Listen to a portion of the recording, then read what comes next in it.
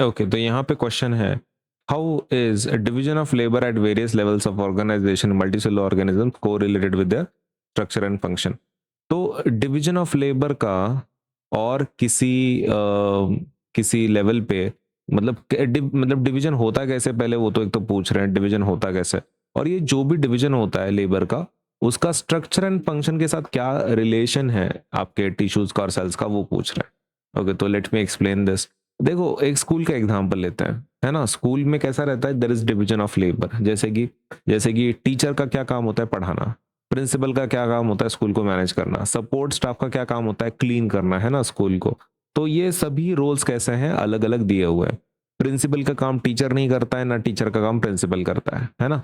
हर एक काम यहाँ पे डिवाइडेड है। ऐसा होता है कि भाई जो आपका स्कूल साफ कर रहा है वो आपके क्लास में आके पढ़ा रहे हैं, ऐसा होता है कि नहीं, वो उनका काम करेंगे ना। तो अपने स्कूल में कैसा रहता है, जैसे कि हर काम एक पर्टिकुलर पर्सन को दिया जाता है और वही पर्सन वो काम करता है, वैसे ही ह्यूमन बॉडी के अंदर भी क्या होता है, डिवीजन ऑफ लेबर होता है। डिवीजन ऑफ लेबर का क्या मतलब होता है, डिवीजन ऑफ लेबर मींस काम को डिवाइड करके देना। Each person has a different role, but together they ensure the efficient functioning. Similarly, organisms also have specialized cells. हमारे यहाँ पे बॉडी में, ह्यूमन बॉडी में अलग अलग टाइप के सेल्स रहते हैं, लेकिन टुगेदर, साथ में मिलके वो क्या करते हैं, सिस्टम को अच्छे से चलाते हैं। अभी अपना जो बॉडी है उसमें लेवल्स ऑफ ऑर्गेनाइजेशन देखते हैं, क्योंकि इन्होंने क्वेश्चन में वैसा बोला था, division of labour at various levels. तो अलग अलग लेवल्स कौन से आपके बॉडी में, वो देख लेते हैं। सबसे छोटे लेवल पे कौन आता है, सेल्स आता है। उसके ऊपर सेल कंबाइन होकर टिश्यूज बनाते हैं, टिश्यू कंबाइन होकर क्या बनाते हैं, ऑर्गन कंबाइन होकर क्या बनाते हैं, ऑर्गन सिस्टम, और ऑर्गन सिस्टम बहुत सारे मिलके क्या बनाते हैं, ऑर्गेनिज्म बनाते हैं। तो structure is a specialised for functioning. ठीक है, स्ट्रक्चर कैसा रहता है, एक पर्टिकुलर फंक्शन कंप्लीट करने के लिए रहता है। Different parts work together to keep the organism alive, more efficient body than if every cell did everything, right. तो ये मेन प्रॉब्लम है कि अपने को क्या करना पड़ता है, डिवाइड करना पड़ता है काम को, नहीं तो फिर ठीक से वो काम होगा नहीं ना। ओके, तो कोरिलेशन क्या है स्ट्रक्चर और फंक्शन में। आप जैसे कि सेल लेवल पे ले लो, आपका आरबीसी का स्ट्रक्चर, आरबीसी का स्ट्रक्चर जैसा है तो वो इस तरीके से बनाया गया है कि आप ऑक्सीजन ज्यादा कैरी कर सके। नर्वस टिश्यू है आपके बॉडी में, है ना, जो जो एक्सचेंज करती है कम्युनिकेशन को, मैसेजिंग को। तो अगर हम अलग अलग लेवल्स की बात कर रहे हैं, सबसे पहले बात कर लेते हैं सेल लेवल पे। तो अपने पास 3 सेल हम लोग ले रहे हैं एग्जाम्पल के लिए, RBC, neurons and muscle cells. RBC का क्या काम होता है, ऑक्सीजन ट्रांसपोर्टेशन, तो उसके हिसाब से उसका शेप दिया गया है। न्यूरॉन्स का शेप ऐसा क्यों है, बिकॉज उनका काम है मैसेज को पहुंचाना, कम्युनिकेट करना। अब ये ऐसे ऐसे टाइप के ये क्यों है, शेप्स क्यों है मसल सेल्स के, इलोंगेटेड लंबे सेल्स क्यों होते हैं, वो इसलिए because they need contractile protein, और वो मूवमेंट के लिए यूज होता है। टिश्यू लेवल पे बात करते हैं, अब अलग अलग टाइप के टिश्यूज रहते हैं, muscle tissue, nervous tissue, epithelial tissues, xylem and phloem. ये प्लांट में का है, हर एक का फंक्शन अलग अलग रहेगा। मसल टिश्यू का मूवमेंट के लिए होता है, नर्वस का मैसेजिंग के लिए, एपिथेलियल का प्रोटेक्शन के लिए। एपिथेलियल मतलब अपनी बॉडी की जो स्किन होती है वो एपिथेलियल से बनती है।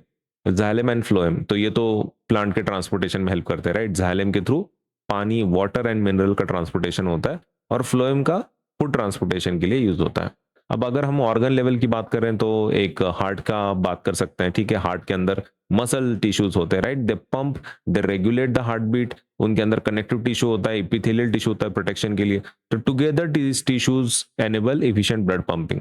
ये चारों टिश्यूज मिलकर क्या करते हैं, आपका प्रॉपर पंपिंग करते हैं आपके बॉडी के थ्रू। उसके अलावा आपकी बॉडी में बहुत सारे ऑर्गन सिस्टम है, जैसे कि डाइजेस्टिव सिस्टम है, रेस्पिरेटरी सिस्टम है, सर्कुलेटरी सिस्टम है, नर्वस सिस्टम है। ये सब मिलकर बॉडी को अच्छे से चलाते हैं, right. All organ system work together in coordination to keep the organism alive. So ये डिवीजन ऑफ लेबर क्यों इंपॉर्टेंट है, ये काम डिवाइड करके क्यों देना है, मतलब मसल टिश्यू ने एक काम करना है, नर्वस टिश्यू ने एक काम करना है, उससे इफिशियंसी बढ़ती है ना, स्पेशलाइजेशन आता है, तो इफिशियंसी बढ़ती है। क्योंकि अगर आपके क्लीनिंग स्टाफ को बोला स्कूल के कि आप क्लास में जाके पढ़ाओ, तो क्या वो पढ़ा पाएंगे, नहीं पढ़ा पाएंगे। क्यों नहीं पढ़ा पाएंगे, क्योंकि आपका टीचर स्पेशलाइज्ड है उस सब्जेक्ट में, उसने स्पेशलाइजेशन किया है, उसने वो समझ के लिया है कि वो काम कैसे करना है।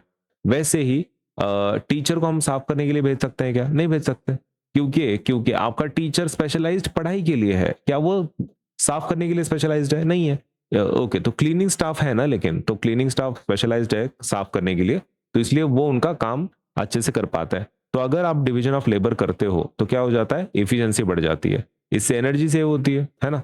नहीं तो टीचर अगर साफ करने को भेज दिया, उसको टाइम भी बहुत लगेगा ना, क्योंकि उसको काम कैसे करना है पता ही नहीं है, ओके, तो टाइम लगेगा। तो अगर आप डिवीजन ऑफ लेबर करते हो तो उससे एनर्जी भी सेव होगी, टाइम भी सेव होगा।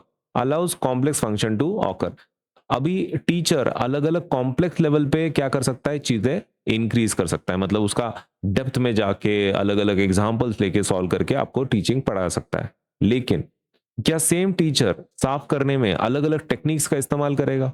नहीं करेगा, क्योंकि उसको पता ही नहीं है कि उसको एग्जैक्टली कितना डिटेल में करना है। ज्यादा से ज्यादा टीचर क्या करेगा, सपोज झाड़ू पोंछा लेगा, साफ करेगा, दैट्स इट। लेकिन उसके अंदर कौन सा क्लीनर डालना है, कितनी देर साफ रखना है, कितनी बार उसको साफ करना है, कितनी बार उसको ब्रश करना है, ये पता नहीं रहेगा ना टीचर को।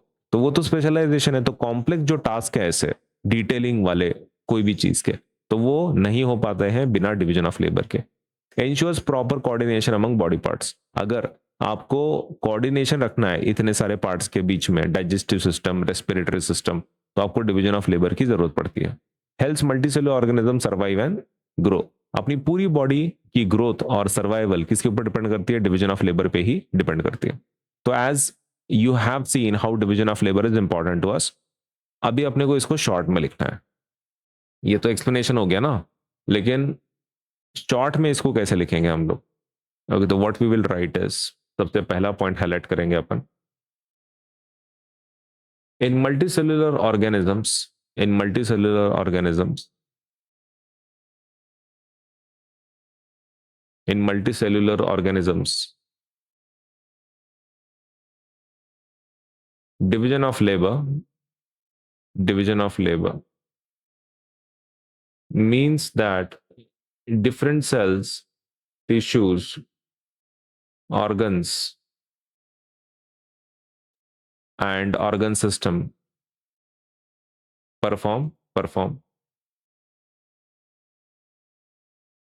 specialized functions। बराबर है ना? डिवीजन ऑफ लेबर का मतलब होता है कि different cells, tissues, organs perform specialised functions. उनके पर्टिकुलर फंक्शन करेंगे, जनरल फंक्शन नहीं करेंगे कि सब लोग सेम ही फंक्शन कर रहे हैं। इन शॉर्ट इट मींस, अपन लिखेंगे नेक्स्ट स्टेटमेंट में, in short division of labor means dividing the work of the body amongst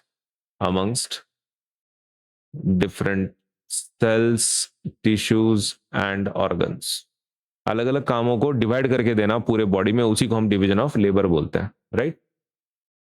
specialised cells with similar functions, specialized cells with similar functions form tissues। Different tissues combine to form organs, and organs work together as organ systems।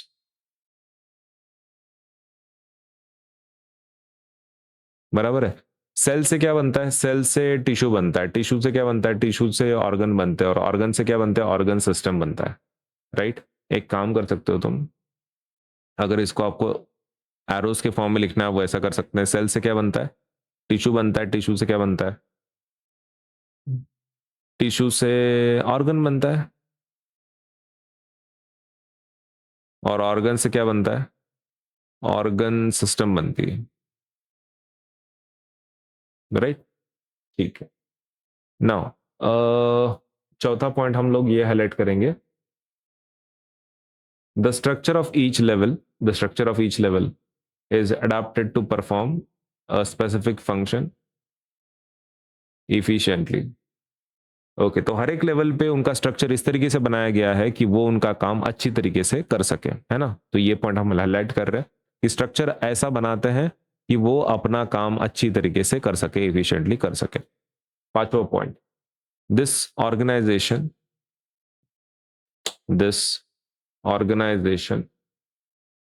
Increases. इस organisation से क्या होता है कि आप इसको properly कामों को डिवाइड कर दिया है। दिस ऑर्गेनाइजेशन इंक्रीजेस एफिशिएंसी, और क्या चेंज होता है? Ensures coordination. मतलब इन शॉर्ट हम एडवांटेजेस लिख रहे हैं, डिवीजन ऑफ लेबर के एडवांटेजेस लिख रहे हैं फिफ्थ पॉइंट पे। कोऑर्डिनेशन and helps the organism carry out all life processes successfully। ठीक है, तो ये पॉइंट आप एग्जाम के लिए हाईलाइट कर सकते हैं।